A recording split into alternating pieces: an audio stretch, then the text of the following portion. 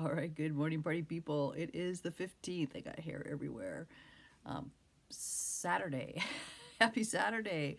One of my dogs had me up at 2 o'clock in the morning barking. I'm just like, oh my God. It was not Tulip, Debbie. Tulip just snores.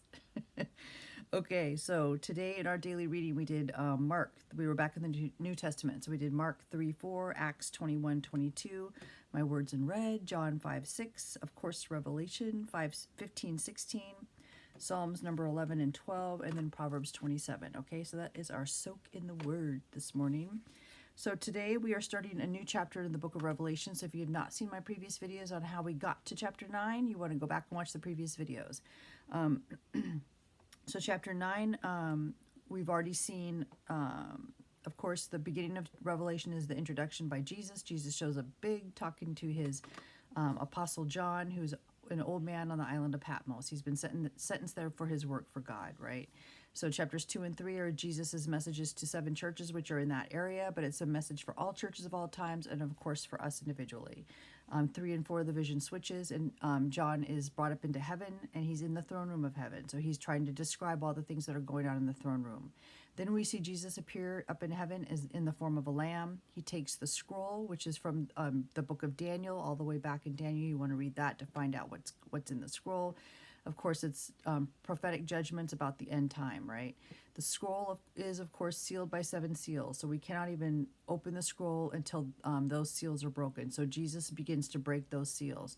So we've covered that in chapter 6 and chapter 7.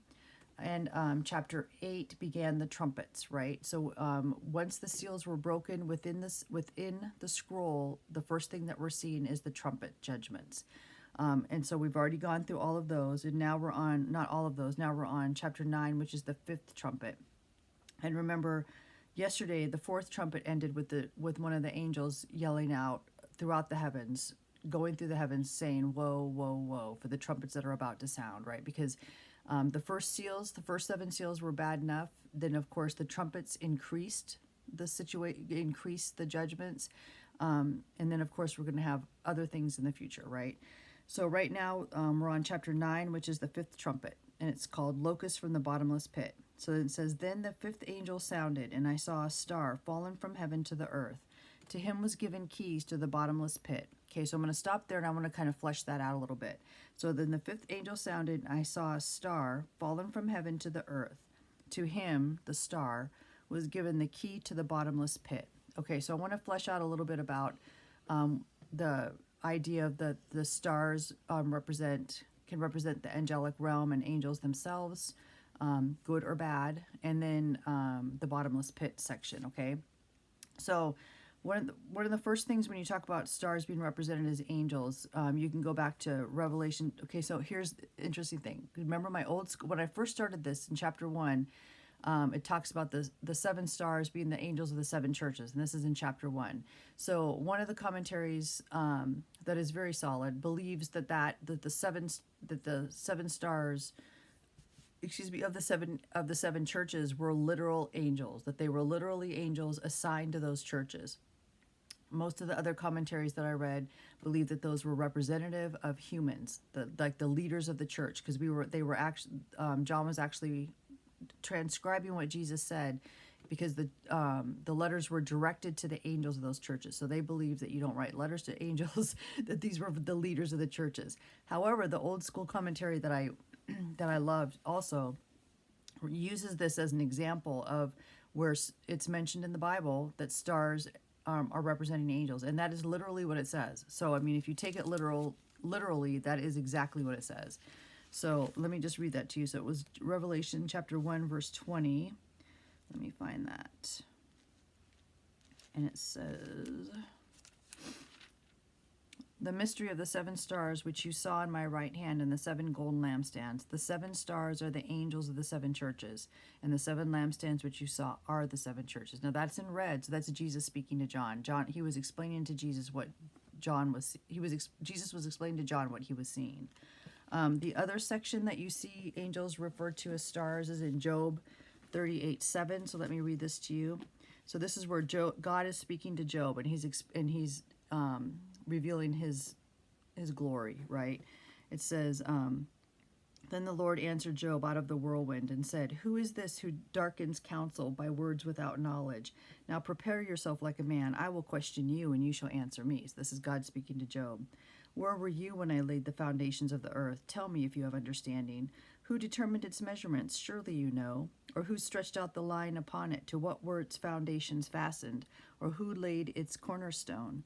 When the morning stars sang together and all the sons of God shouted for joy." So that's the section right there. When the morning stars sang together and all the sons of God shouted for joy. That's the section they're referring to as when the angels are described as stars.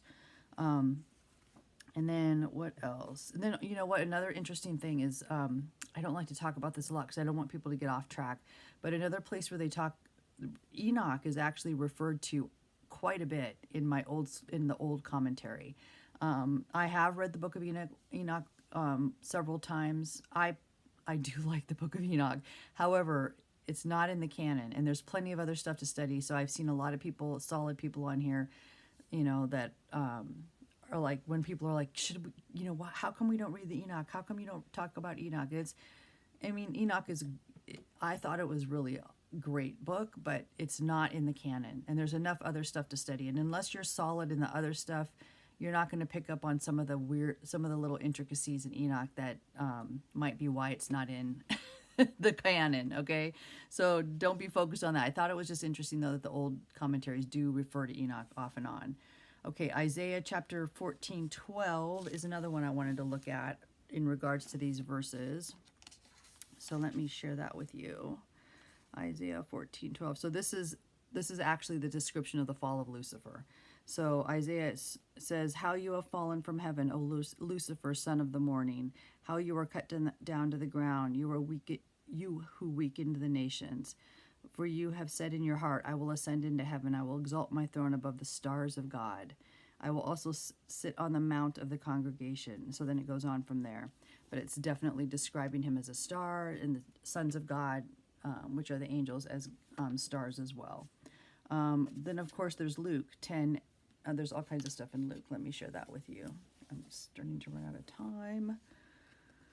Okay, so Luke 10:18. And I think this is where Jesus says he saw, it says, and this is when Jesus says, "And he said to them," so now this is in red, "I saw Satan fall like lightning from heaven. Behold, I give you the authority to trample on serpents and scorpions." Okay, so that's where and this is where, and then let me see what else. And then it was Luke 12:9.